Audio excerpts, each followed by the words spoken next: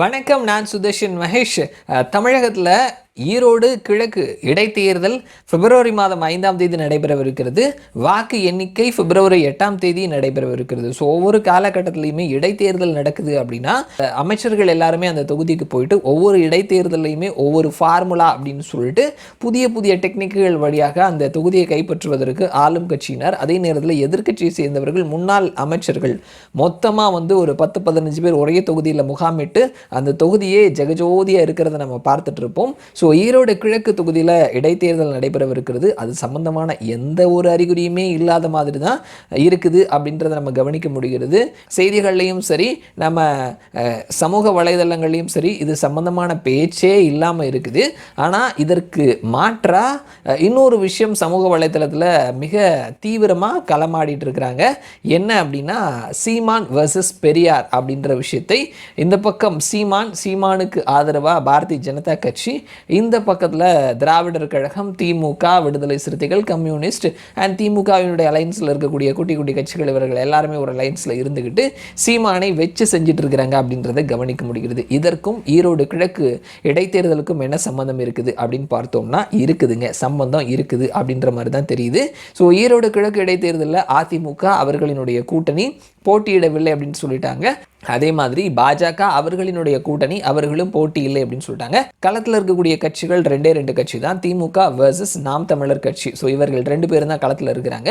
So இவ்வளோ நாளாக சீமான் பல முறை திராவிட முன்னேற்ற கழகத்தையும் சரி, பெரியாரையும் சரி பல முறை அவர் பேசியிருக்கிறாரு. அதற்கெல்லாம் பெரிய அளவில் ரியாக்ட் பண்ணாத திமுகவினர் இப்போ ரொம்ப வயலண்ட்டாக ரியாக்ட் பண்ணிட்டு இருக்கிறாங்க. அது அமைச்சர்கள் மட்டத்தில் இருந்து கீழே தொண்டர்கள் இருந்து திமுகவினுடைய அரணா இருக்கக்கூடிய ஊடகவியலாளர்கள் வரைக்கும் கேப்பே விடாமல் வச்சு செஞ்சுட்டு இருக்கிறாங்க சீமான அப்படின்றத கவனிக்க முடிகிறது. இதற்கு ஒரு படி மேலே நாம் தமிழர் கட்சியில் இருந்து திமுகவில் ஐக்கியமான அவர்கள், முன்னாள் தம்பிகள், இந்நாள் ஊப்பிகள், அவர்கள் சீமான் அங்கே இருக்கும்போது சீமான் எவ்வளோ போய் சொன்னார் தெரியுமா, அப்படி தெரியுமா, இப்படி தெரியுமா அப்படின்னு சொல்லிட்டு ராஜீவ்காந்தியிலிருந்து பல பேர் சொல்லக்கூடியதை நம்ம பார்க்க முடிகிறது. இந்த மாதிரியான பர்சன்ஸ் என்றைக்குமே நேற்றுக்கு இருந்த இடத்த பற்றி இன்றைக்கி தவறாக பேசுகிறவங்க நாளைக்கு வேறொரு இடத்துக்கு போனாங்கன்னா இன்றைக்கி இருக்கிற இடத்தையும் தவறாக பேசுவாங்க அப்படின்றத நம்ம பார்க்கணும். அண்ட் அரசியலில் இதெல்லாம் கவனிக்க முடியாது.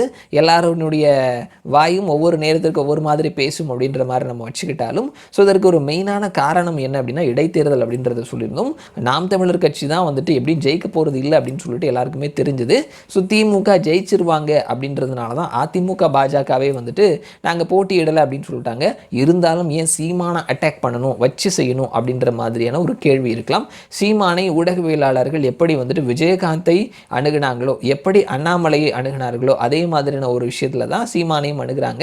அவரை ட்ரிகர் பண்ற மாதிரி பல கேள்விகள் கேட்கிறது, அவர் சொல்லக்கூடிய விஷயங்களை ட்ரெண்டிங் ஆக்குறது, விஜயகாந்தை எப்படி ஒரு கோமாளி ரேஞ்சுக்கு கிரியேட் பண்ணி அவரை ஒரு குடிகாரன், இந்த மாதிரி பல இமேஜஸை அவர் இருக்கும் பொழுது அவரை அந்த மாதிரியான ஒரு சூழலுக்கு எடுத்துட்டு போனதுல ஊடகவியலாளர்களினுடைய பங்கு முக்கியமானது. ஆனால் அவர் இறந்ததுக்கு அப்புறமா இவரை மாதிரி ஒரு தலைவன் உண்டா அப்படின்ற மாதிரி அன்னைக்கு கல்லா கட்டினதும் அவங்கள மாதிரி ஆட்கள் கிடையாது. ஸோ அதே மாதிரியான வேலையை தான் இவர்கள் சீமானுக்கும் அண்ணாமலைக்கும் ட்ரை பண்ணிட்டு இருக்கிறாங்க.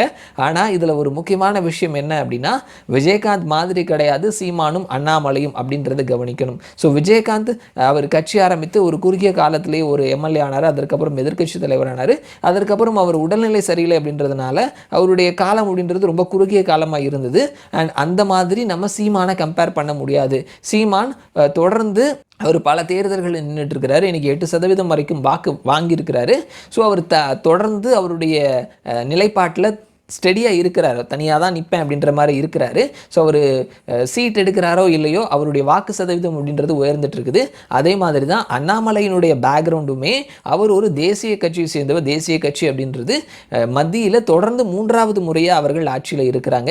அதே மாதிரி பத்திரிகையாளர்கள் கேட்கக்கூடிய கேள்விகளுக்கு அவர்களை திணறடிக்கக்கூடிய விதத்தில் பதிலளிக்கக்கூடியவராக இருக்கிறாரு அண்ணாமலை. ஸோ இவர்கள் விஜயகாந்தை அணுகின மாதிரி சீமானையும் அண்ணாமலையும் அணுக முடியாது அப்படின்றது அந்த பெரியார் சம்பந்தப்பட்ட சம்பந்தப்பட்ட விஷயத்தில் அவர்கள் கற்றுக்க வேண்டிய ஒரு விஷயம் இது ஒரு இருமுனை கத்தி மாதிரி அவர்களுக்கே குத்துற மாதிரி தான் இருக்குது. ஸோ அதை திமுக இப்போ உணர்வாங்களா இல்லையா அப்படின்றது தெரியல. ஆனால் அது அவர்களுக்கு எதிராகவே திரும்பிட்டு இருக்கிறது அப்படின்றத நாம் பார்க்க முடிகிறது. ஒவ்வொரு தீகாவினர் பத்திரிகையாளர்கள் போடக்கூடிய பதிவுகளுக்கும் கீழே போய் நம்ம கமெண்ட் செக்ஷனில் பார்த்தோம்னா அவர்களுக்கு எதிரான கமெண்ட், தட் இஸ் அவர்கள் சீமானை எதிர்த்து போடுறாங்கன்னா இங்கே கீழே சீமான் பேசினதுக்கு ஆதரவாகவோ அல்லது பெரியாருக்கு எதிரான கருத்துக்களோ தான் பார்க்க முடிகிறது. இது எல்லாமே எதை காட்டுது, என்ன காரணத்திற்காக சீமான் இந்த நேரத்தில் தாக்கப்படுறார் அப்படின்னு பார்த்தோம்னா, இந்த இடைத்தேர்தலில் வாக்கு சதவீதம் சீமான் உயர்த்தி காட்டிட்டார் அப்படின்னா ஸோ அது திமுக ஆட்சி மீதான ஆன்டி இன்கம்பன்சி, ஸோ அதை காட்டக்கூடியதாக இருக்கும். ஸோ ஒரு பெரிய மார்ஜினில், ஏன்னா எதிர்த்து வேறு கட்சிகளே கிடையாது, நாம் தமிழர் கட்சியை தாண்டி அதிமுகவோ பாஜகவோ இல்லாத நேரத்தில் சீமான் அந்த வாக்கை பெற்றார் ஒரு குறிப்பிட்ட சதவீதத்தை. ஏன்னா இந்த சதவீதம், இந்த இடைத்தேர்தலில் சீமான் பெறக்கூடிய சதவீதம் அடுத்து அவருக்கு சட்டமன்ற தேர்தல் அதே சதவீதம் வரும் அப்படின்லாம் சொல்ல முடியாது. ஆனால் அவர் ஒரு குறிப்பிட்ட சதவீதத்தை பெற்றார் அப்படின்னா அந்த வாக்குகள் எல்லாமே சீமானுக்கு விழுந்த வாக்குகள் ப்ளஸ் திமுக வேணாம் அப்படின்னு சொல்லக்கூடிய வாக்குகள். ஸோ திமுக வேணான்னு சொல்லக்கூடிய வாக்குகளும் நாம் தமிழர் அறுவடை செய்கிறதுக்கான வாய்ப்புகள் இருக்குது. ஸோ அப்படி ஒரு அதிகமான பர்சன்டேஜ் வாக்கை அவர் பெற்றுவிடக்கூடாது அப்படின்றதுல ரொம்ப கவனமாக இருக்கிறாங்க திமுகவினர். ஸோ அவர்கள் பிரச்சாரத்தை என்ன மாதிரி எப்படி எடுத்துகிட்டு போகணும் அப்படின்றதுல அவர்களை மாதிரி ஒரு மாஸ்டர்ஸ் கிடையாதுன்னு தான் சொல்லணும். ஸோ அந்தளவுக்கு அவர்கள் தேர்தல் விஷயத்தில் ஒரு பெரிய கில்லியாக இருக்கிறாங்க. ஸோ அந்த ஒரு விஷயத்தை வைத்துக்கிட்டு தான் தன்னிடம் இருக்கக்கூடிய சமூக ஆர்வலர்கள், மீடியாக்காரங்க, தீகாக்காரங்க, சின்ன சின்ன கூட்டணி கட்சிகள் அண்டு பல்வேறு அமைப்புகளை சேர்ந்தவர்கள், மே 17 இந்த மாதிரி திடீர் போராளிகள், இவர்கள் எல்லாத்தையுமே வைத்து சீமானுக்கு எதிராக பெரியாரை முன்வைத்து இவர்கள் பிரச்சாரம் பண்ணிட்டு இருக்கிறாங்க. ஸோ இது எந்த அளவுக்கு ஒர்க் அவுட் ஆகுது, யாருக்கு சாதகமாக போகுது, யாருக்கு பாதகமாக போகுது, திமுக வேணான்னு நினைக்கக்கூடிய வாக்குகள் யாருக்கு போய் சேரப்போகுது, அந்த வாக்குகள் எல்லாத்தையும் சீமான் அறுவடை செய்வாரா அப்படின்றத நம்ம 8ஆம் தேதி ரிசல்ட் அன்னைக்கு பார்த்தோம் அப்படின்னா தெரிஞ்சிடும். ஸோ மறுபடியும் நான் உங்களை இன்னொரு வீடியோவில் சந்திக்கிறேன். அது வரைக்கும் நன்றி.